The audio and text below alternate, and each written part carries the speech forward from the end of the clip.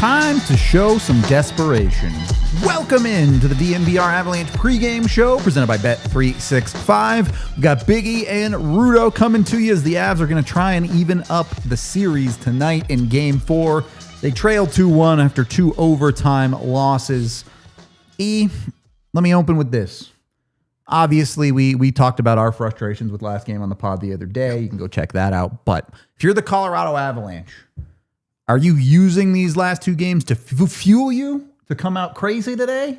Or are you forgetting them and trying to come out right as an individual game? Well, a little bit of both, right? Because you're right on both fronts. I mean, I do believe you got to come out like crazy. You got to come out with swinging. You got to come out.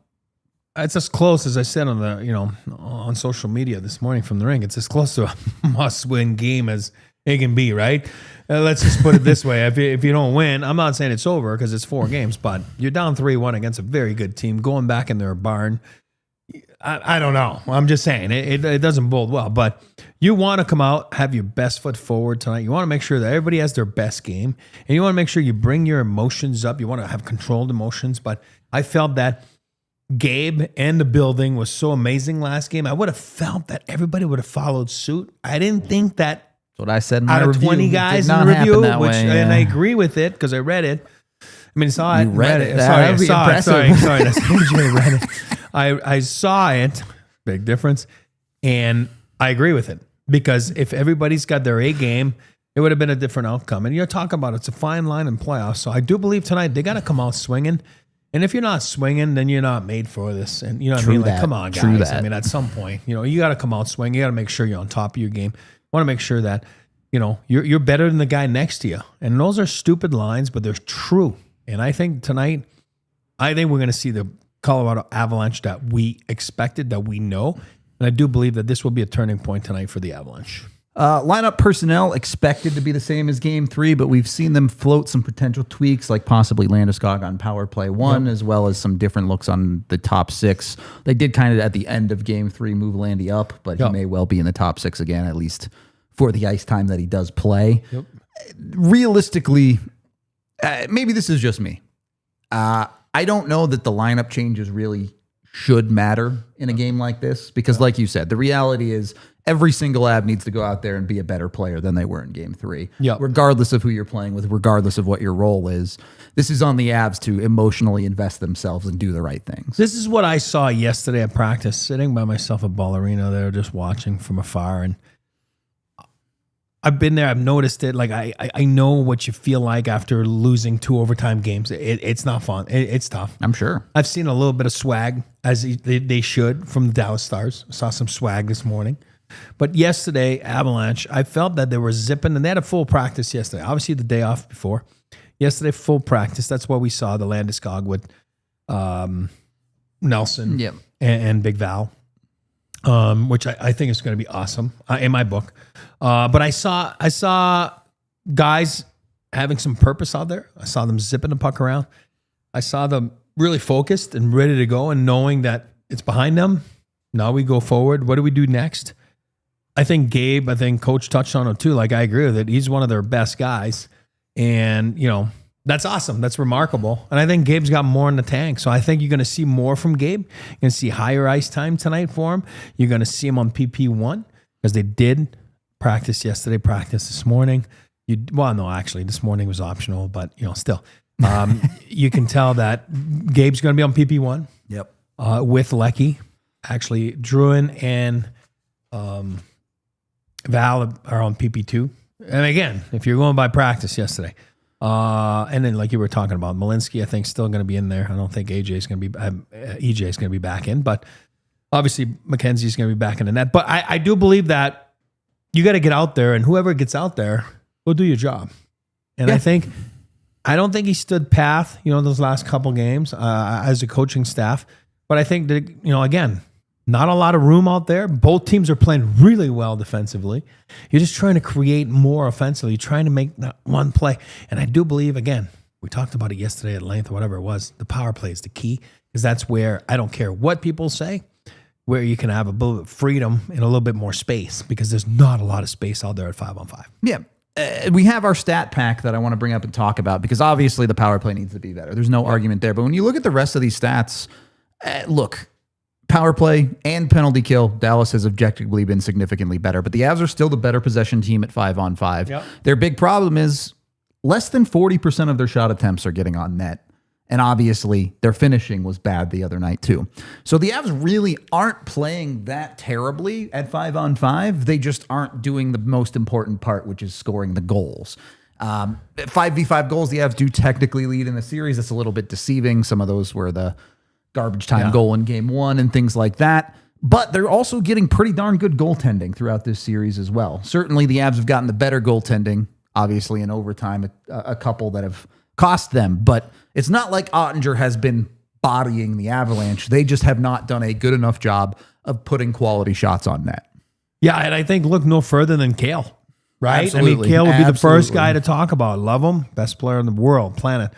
Having an okay series at best, right? Let's just be honest and call a spade a spade. And I think if you look and dissect his game a little bit, which I know you do, and you always look at those numbers, but I think Kale, he's got a lot of shot attempts, not as many as he should, as much as he should, but not a lot of pucks on net, right? Not a lot of stuff is getting through. He's got a lot of misses. Same stuff. Yeah, and I think that it's just that extra little zip that we're accustomed to seeing Cale Makar.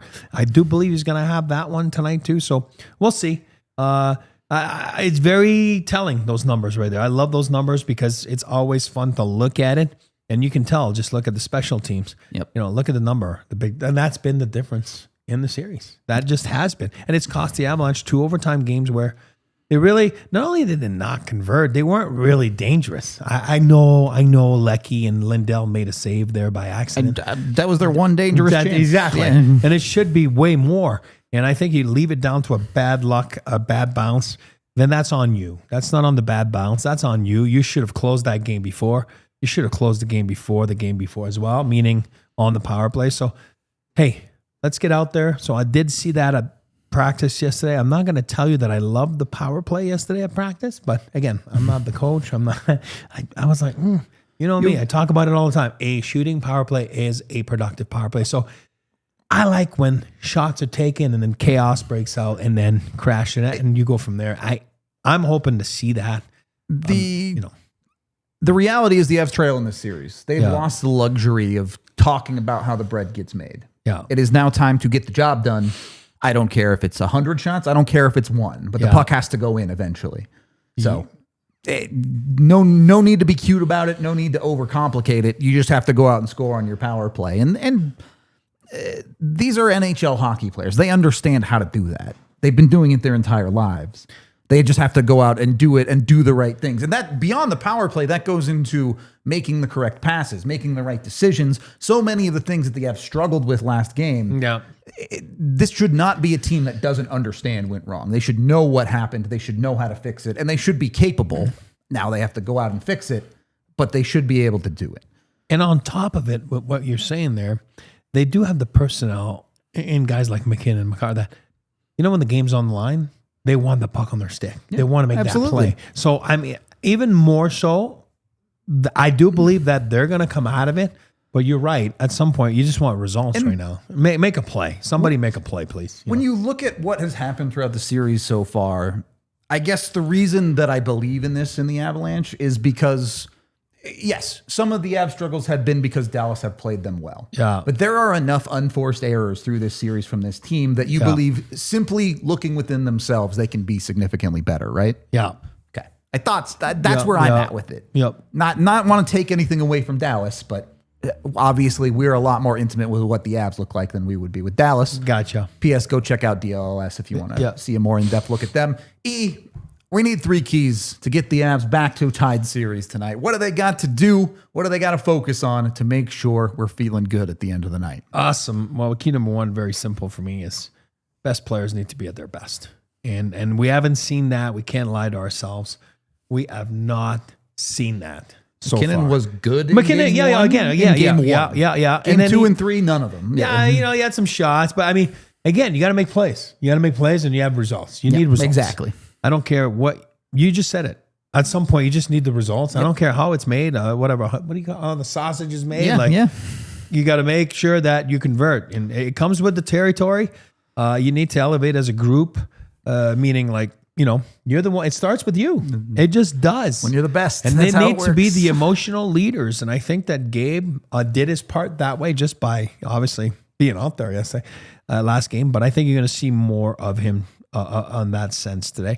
Number 2, we just talked about it. Power play needs to be better. I'm not going to beat a dead horse here. It needs to bring more chances or looks. It needs to bring more passion on it. There's 5 of you, 4 of them. If you work hard, you should. All of a sudden, You said it nicely there. It needs to not lose you games. that's it. I'm just trying. I mean, I always stay away from power play. You know that. But tonight, this is a must. Key number 3, every shift counts. Every play matters. Look at both overtimes. Couple little mistakes here and there, and next thing you know, the puck was in our net. Yep. Both games. So 60-plus minutes sometimes. It is what it is. You might go to overtime, but every puck possession can be deadly.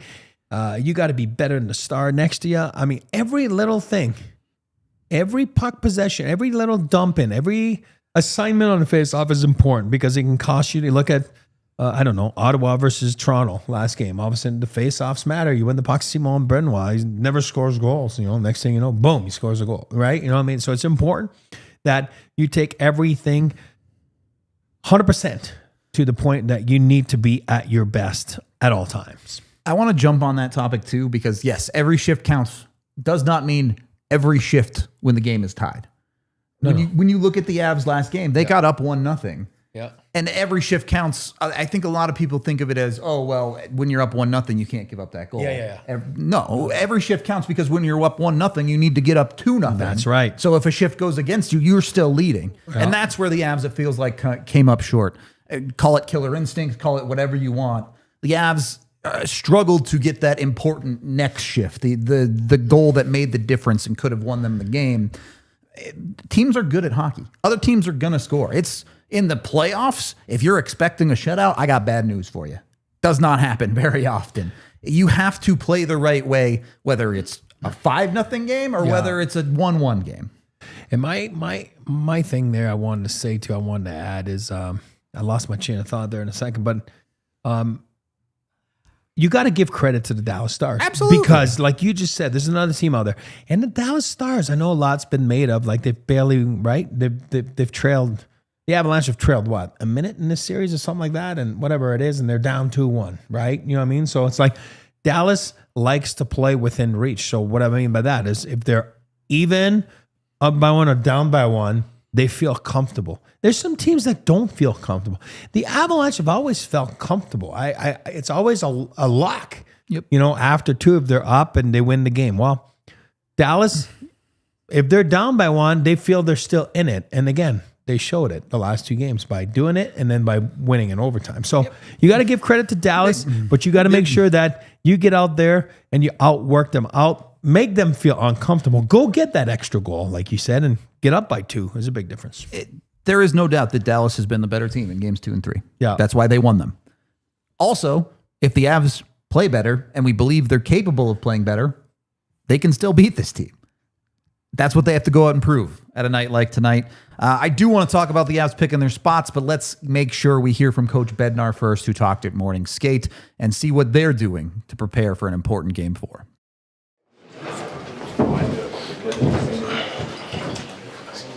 I just remind you to raise your hands. This is Jared's 4th availability since game 3. Can't wait to hear all these questions. All right, we're going to start with, make them good, Jesse. I guess I'll ask you the same thing that I did after game 1. How is Ross feeling? We haven't seen him on the ice here since that injury. He's doing better. Yeah, still not there yet though, but he's obviously getting better every day, but he's got a little bit of time yet, I think. Go ahead, Ryan. You're planning with sticking with the same lineup composition of players? Yes. Colleen? You had said that kind of the problem is some guys have been quiet, some guys have kind of come back around. How, as a coach, how do you get that everybody on the same page? How do you kind of work on getting everybody?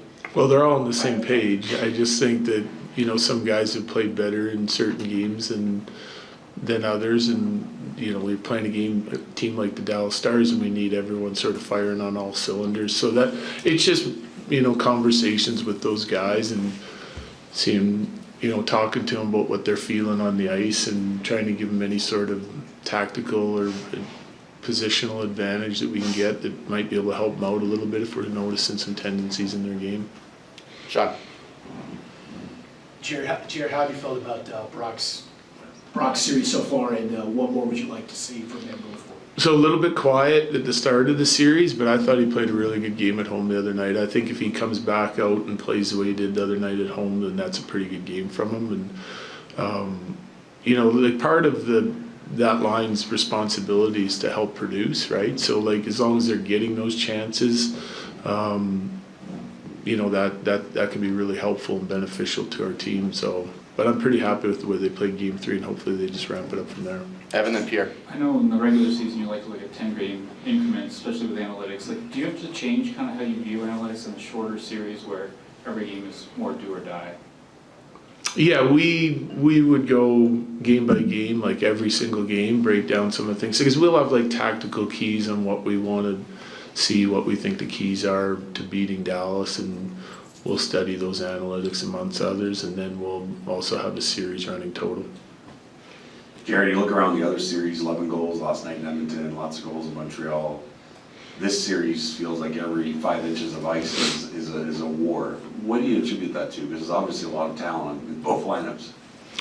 Yeah, well, and two of the highest scoring teams in regular season too, I think, so, or top group of highest scoring teams, but also two teams that are very capable and have been good defenders, especially second half of the year. So I think it's just desperation to win, and you got to check the right way. Otherwise, because you give Dallas a handful of chances, they're going to score a handful of goals, right? So we have to be sharp in that regard. I've liked the defending. I said the other night I thought Game 3 was their best, and there obviously makes it hard to find ice. With they come at you hard and with numbers, and they're physical, and they've got really capable defenders. So that's what it is. It's fighting for those opportunities, and then, like I touched on yesterday, when you get them, you got to capitalize on them. And we haven't done a great job of that through 3 games of the series. Finish with Jesse.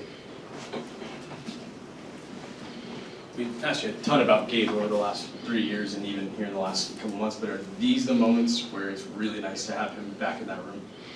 I think every moment is a good time to have him back in the room. That's how highly I think of him, and as a leader and a player with our team. So, it certainly helps the more guys that you have available for you, the better you're going to be, and he's certainly a big part of it.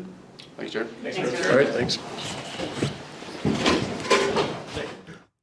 So they look ready. I hope they're ready. The official lines are out there just to confirm it is Landeskog on the second line, and the lineup remains the same. So same D pairings and all of that. Yeah. Drew and the guy dropped to the third with Coyle and Kiviranta. The cat. I do think that the Avs need to see better all-around play, but I also think that it doesn't take a monumental shift in this series to get the Avs to where they need to go. With that being said, you have to be smart.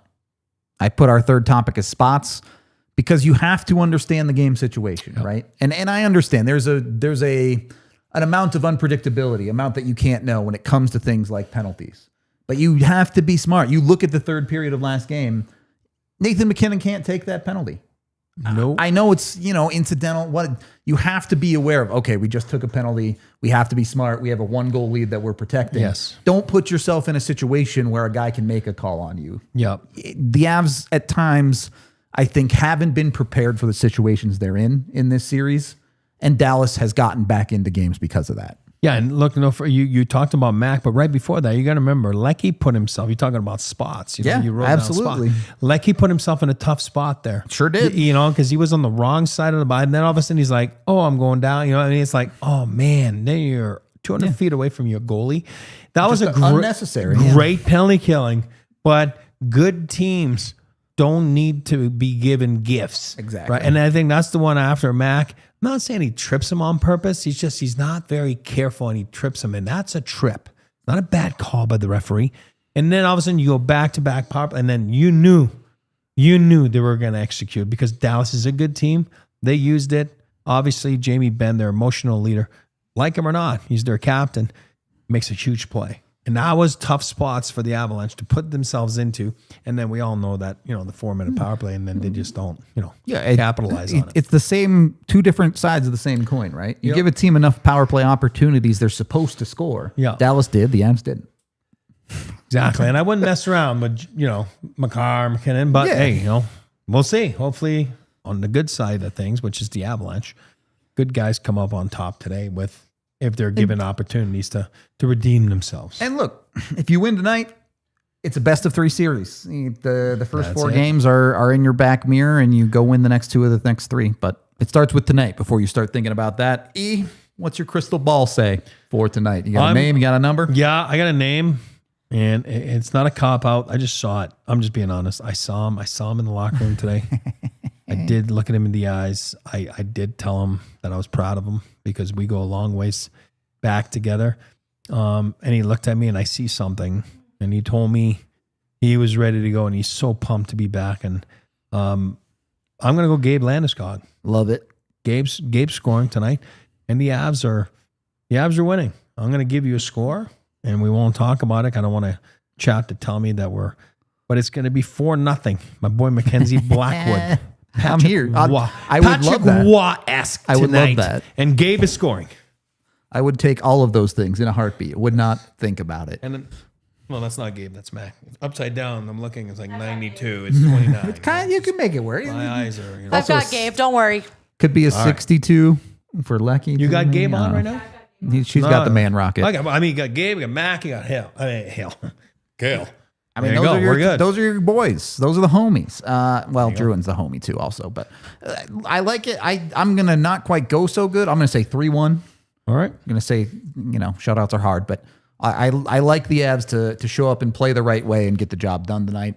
I am going to take the guy on your shirt though. All right. Not my shirt. Not a bad pick. I threw this tweet out there yesterday. People were looking for reasons for optimism. It has been 4 years since the last time Nathan MacKinnon went 2 playoff games in a row without scoring a point. There you go. So he's pretty good at not going multiple games in a row without getting his. Yes, I agree. So I do think Nathan MacKinnon shows up and gives you something tonight. You can put your money where your mouth is on what you think might happen in this game with the pregame picks, where it's never ordinary at Bet365. Our pregame picks, look, I certainly put my money where my mouth is. I took Mac for the first goal of the game at plus 750. I also took All Hail Kale for 2 points on the night. Look, the conversation is straightforward. The Avs players need to be the best players in the game if they want to win. And then I went with Landy for the last goal of the game because that's a good one too. Who do you trust? If you're up 1 late in the game, who do you trust more than Gabe Landeskog on this team? I know. I said he's potting one tonight. It could be an empty netter. It could be the last one. Who knows, right? I'm excited tonight. There's some fun bets out there. Bet365 tonight. Yeah, fun there is some good bets. stuff. I would agree. You could get into a bunch of stuff too. I know they had a boosted bet for Nature's points and things. So great options. Make sure you get over with Bet365 when you do gamble with them. You must be 21 or older, physically located in Colorado. And if you or someone you know has a gambling problem, call or text 1-800-GAMBLER today. About 5 minutes left in pregame here. Look, I like the way that you put it. It's not technically must win. You're not eliminated if you lose this game. But realistically, the way the series is played out, realistically, the way you've seen the Avalanche play, it's hard to see a path to coming back if they don't win tonight. No, that's why I say I don't want to say.